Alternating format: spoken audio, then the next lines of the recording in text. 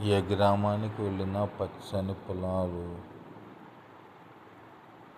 చెట్లు, ప్రశాంతమైన వాతావరణం కలిగి ఉంటుంది. చాలా గ్రామాలు కాలుష్య రహితంగా ఉంటాయి.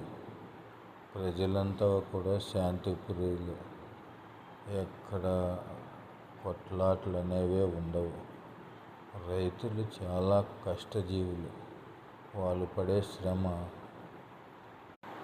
రైతులు పడుతున్న శ్రమ చాలా గొప్పది.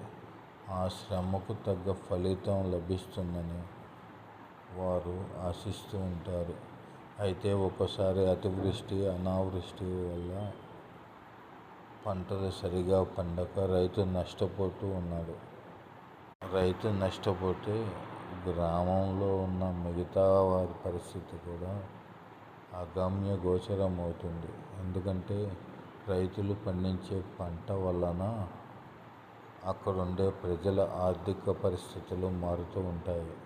గ్రామం కళకళలాడుతూ ఉండాలని మనమంతా ఆశిద్దాం. అలాగే రైతుకు మేలు జరగాలని కోరుకుందాం. జై కిసాన్.